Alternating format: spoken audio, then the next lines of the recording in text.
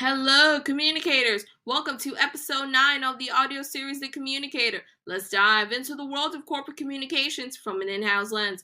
I'm Yesenia Reinoso, your host, and thanks so much for tuning in. If you are new to the show or are a general member, hit that subscribe button. You can also share, like, and comment on this and previous episodes at your disposal. Spread it far and wide, my friends. I'm available on social media, so follow me on Instagram, LinkedIn, and Twitter. All of my handles are listed in the episode description box below. And finally, this episode and all previous 8 volumes are now available across all primary podcast mediums. Every new episode comes out on the first and third Mondays of the month, which you can hear on your laptop, mobile, or any portable electronic device. Now that we got all the housekeeping details out of the way, welcome to episode 9 of The Communicator. Can you feel it? Can you see it? Can you anticipate it? Yes. For me, I certainly do. The light is clearly showing brightly. As a matter of fact, we are approaching the very end of the tunnel. Why, you may ask? The reason being is that we are now just 6 episodes away from the season 1 finale of The Communicator. Yes, that is right. Season 1 is only 6 chapters away from closing its season 1 book. And I, for one, am truly grateful that each and every one of you are a part of this ride, this community, and looking ahead towards the future of The Communicator. As a matter of fact, I'm going to be revealing all different types of details as to what the future holds for The Communicator. Will it be renewed for a second season? Will there be a different structure? New topics introduced? Guest anyone? You name it, all those questions will be answered in the upcoming episodes. And not only that, I am also going to be revealing the season 1 finale date at our very next episode number 10. So circle that date on the calendar 2 weeks from Monday. I am going to reveal when exactly does season 1 come to an end. And just remember that this episode, and as well as the entire series in general, is all for you. This is about you. Every content that I put out there is to ensure that you all enjoy it. It's about quality over quantity, and more importantly, for us to generate conversations as to how we can further improve and strengthen our communications, while at the same time figure out ways as to how we can bring real solutions to the industry. And so for that, I want to say thank you for being a part of this, and I'm very much looking forward to seeing where The Communicator grows and how its own story continues to blossom in its own right. Now, before we dive into episode number 9, I also want to acknowledge that this past Friday, September 15th, is the start of Hispanic Heritage Month. And as a Hispanic woman, a Hispanic American, and a woman of color, it is my responsibility to continue building a platform for the entire Hispanic community to use, to continue telling our stories, our culture, our heritage, our history the right way, and also being able to bring into the limelight important societal issues that affect our community on a daily basis. At the end of the day, it's all about building a sustainable, equitable future. And I also want all cultures coming together and being able to reach our true potential. We, as a Hispanic community, a diverse and rich, filled with traditions, values, and so much more, we have a real, significant, strong buying power. And it is with that power and voice we can bring real change. And so, as a Hispanic communicator, it is only right for me to continue the push for that vision. And so I'm going to be offering a lot more about Hispanic Heritage Month and how does my story tie in, and as well as the current and future trends of Hispanic / multicultural communications in our next episode. So stay tuned for that. But otherwise, we're going to go back into episode number 9. The real purpose of this particular show, I should say, is going to be centered around one word: ethics. As you all know, September is Ethics Month in the communications world. And so this is a chance for us communicators to go back, reflect, and more importantly, re-inject the importance of ethical communications. Why? Because ethical communications is all about promoting honesty, transparency, respect, and responsibility in all forms of communication. And so I feel that it is very much appropriate that we centered episode number 9 about ethical communications. What it is, ethical communications, its principles, and why it is important for us to re-inject ethical communications back into our day-to-day messaging. And so, with that in mind, are you ready to dive in? I really want to hear it. Are you ready to dive in? I know you are. So, with that, let's communicate about ethics, shall we? Great. Well, ethical communications refers to the practice of conveying information, ideas, and messages in a truthful, transparent, and responsible manner while respecting the values, rights, and interests of all parties involved. It involves adhering to principles and standards that promote honesty, integrity, and fairness in all communications, including written, verbal, nonverbal, and digital interactions.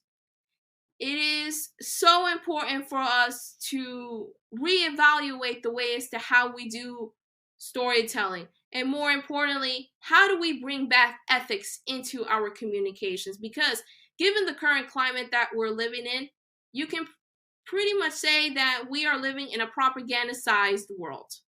There is a lot of heavy propaganda. It is extremely narrative-based, and many people, whether it's external or internal audiences, just can't correctly decipher what is the truth from falsehoods.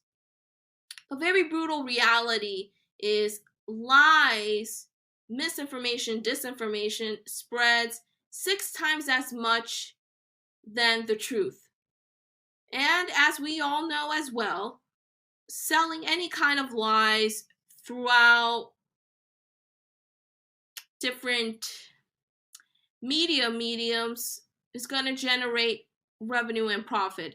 And for those who are in power, if they really care about what's going to fill their line with pockets of money, obviously they know for a fact that controlling the ways to how we consume our media, how we inform, we persuade, changing the perceptions as to how we view many different types of content and other issues, transforming it in a way where lies can be consumed and then repeated as such for people to eventually assimilate it, is something that has already been a dangerous tactics that has already gotten out of control. And so as a communications pro, we need to get back to the basics when it comes to ethical communications. The critical notion that as the general public continues to lose trust not only in the corporate mainstream media, but it also trickles down to the communications industry. As we are the generators of news, we are the ones who create storytelling to inform or persuade audiences. If the public is already losing trust with all different types of media outlets, whether it's broadcast, print, digital, you name it, all of that resentment is going to trickle down to communications. And that is a very bad sign for us communications pros, because we are responsible in bringing truth, transparency, honesty. And as such, we need to figure out ways as to, well, how can we reincorporate that back into our messaging? We need to be out there to inform people about the truth, staying in the middle, and also figuring out ways as to how we can re-educate the public on not only the facts, but also to regain their trust. Hence why Ethics Month is one of those months that us as communications pros, we need to reflect, reevaluate, and also reconfigure the wheel in the way as to how we tell our story. And so, looking at it from a communication standpoint, there are some key principles and aspects of ethical communications that I think every PR pro must know. Number one, truthfulness. Ethical communications requires telling the truth and presenting information accurately. It involves avoiding deception, exaggeration, and the spreading of false or misleading information. Number two, transparency. Being open and transparent in communication means providing all relevant information and not withholding essential details that could impact understanding or decision making. Number three, respect. Ethical communicators must show respect for the dignity, beliefs, and rights of others. They avoid offensive language, stereotypes, discrimination, and we also listen actively to other perspectives. Number four, privacy. Respecting individuals' privacy and confidentiality is crucial in ethical communications. Sensitive or private information should be handled with care and not disclosed without consent. Five, fairness and balance. Ethical communicators strive for fairness by presenting multiple viewpoints when appropriate and not favoring one perspective over others.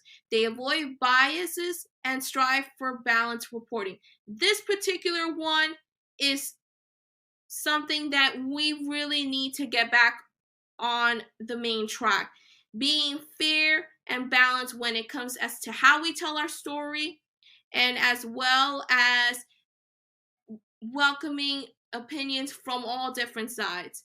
When there is bias involved, it tilts the scales in a direction where one narrative needs to be the premier narrative over the other.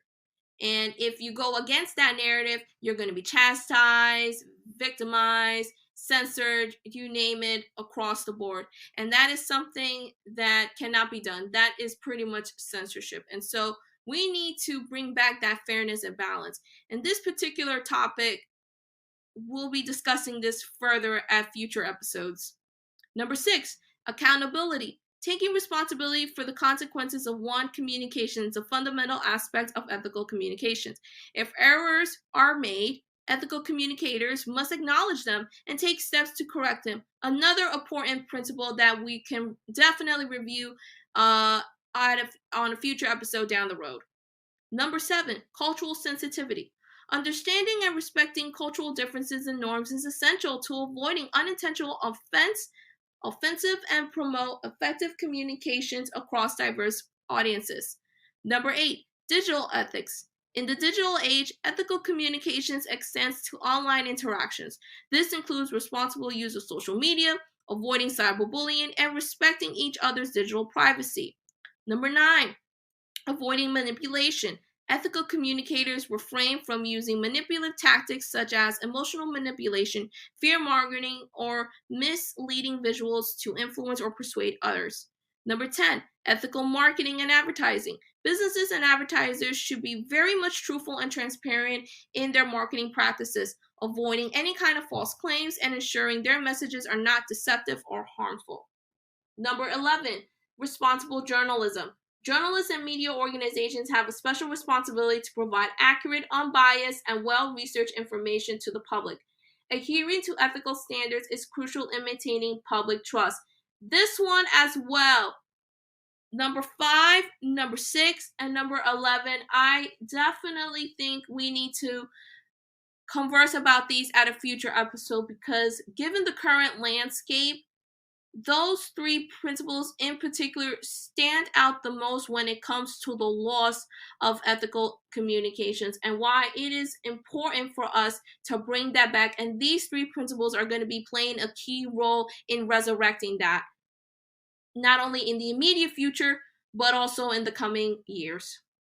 And finally, number 12, ethical leadership. Leaders in organizations should model ethical communications behavior as it sets the tone for the entire organization and fosters a culture of integrity. As a whole, ethical communications, again, it's about promoting honesty, transparency, respect, and responsibility. It is also a fundamental component of building trust, maintaining positive relationships, and contributing to a just and ethical society. And with that, we easily transition over to the why. Why is it important for us communication pros to bring back ethics? Why do we need to reincorporate ethical communications onto our messaging, especially at a time where lies, deceit, disinformation are overpopulating the entire media ecosystem, making it difficult for the general public to consume the information, and as well as not being able to correctly decipher what is truth from falsehoods, which lacks it, which, or I should say, which causes an imbalance with critical thinking. Organizations must reincorporate ethical communications in their messaging for several important reasons. The why, ladies and gentlemen, the why. Why do we need to reincorporate ethical communications? Number one, trust and credibility. Ethical communications builds trust with stakeholders, including customers, employees, investors, and the public. When people trust at an organization and its message, they are more likely to engage with the brand and support its primary objectives. Number two, reputation management. Ethical communications helps protect and enhance an organization's reputation. A strong reputation is a valuable asset that can lead to increased customer loyalty, positive media coverage, and better relationships with stakeholders, and as well as other primary internal and external audiences. Number three, legal compliance. Ethical communications practices often align with legal requirements. By adhering to those ethical standards, organizations reduce the risk of legal issues related to false advertising, consumer protection, privacy violations, and so much more. Number four, the long-term success. Ethical communications foster sustainability and long-term success. Any kind of misleading or unethical practices may lead to short-term gains, but can damage an organization's prospects in the long run as trust erodes, as well as any kind of denting in terms of brand reputation. Number five, customer loyalty. Ethical communications can build a loyal customer base. Customers are more likely to support companies that align with their values and demonstrate ethical behavior. Number six, employee morale and retention, which ties into internal communications. Employees are more motivated and committed, I should say, when they work for organizations that uphold ethical standards. Ethical communications can contribute to a positive workplace culture, improving employee morale and retention rates. Number seven, stakeholder engagement. Ethical communications promotes meaningful engagement with stakeholders. It also encourages open dialogue, feedback, and collaboration, which can lead to better decision making and a much more successful initiative and/or initiatives. Number eight, risk migration. Ethical communication practices can help identify and mitigate risk early. By being transparent and accountable, organizations can address issues before they escalate into a full-blown crisis. Number nine, competitive advantage. Ethical communications can set the organization apart from its competitors. In an era where consumers and investors value ethics and corporate responsibility, ethical messaging can be a unique selling point to establish. Number 10, regulatory compliance. Many industries have regulations and standards that are related to ethical communications. Compliance is not only a legal obligation, but it is also a good way to demonstrate commitment to responsible business practices and to have it adapted company-wide. Number 11, public perception. Public opinion can significantly impact an organization's success. Ethical communications ensures that the organization is viewed positively by the public, which can lead to increased support and advocacy. And it can also establish credibility for audiences to be able to be loyal to your brand, your services, initiatives, and so much more. Number 12, global reach. In a globalized world, organizations need to consider diverse cultures and ethical norms. Ethical communications help bridge cultural gaps and ensures that messaging is respectful and inclusive. And finally, number 13, ethical leadership. Ethical communications is a reflection of the organization's leadership. Demonstrating ethical leadership can attract top talent, investors, and partners who want to be associated with responsible organizations. Overall, reincorporating any kind of ethical communications, or just a matter of fact, just simply reintegrating ethical communications in your messaging is essential for not only for you, but for all organizations, because it helps build trust, it protects your reputation, you comply with laws and regulations, the fostering of long-term success, and you engage effectively with stakeholders, shareholders, board of directors, and all different types of internal and external individuals. Ethical communications is not only a moral imperative, but also a strategic advantage in today's business landscape. And so when you try to build your communications plan, you want to figure out ways as to how you can bring ethics back into the circle and its ramifications. I basically pretty much gave you the one-on-one on ethical communications. I set up the foundation for you. And based out of what we've discussed here, there are components from within these principles, and as well as the reasonings behind it, that we're going to be dissecting even further in future episodes. I, for one, am a strong believer in ethical communications. And I always believe that the truth is what's going to set you free.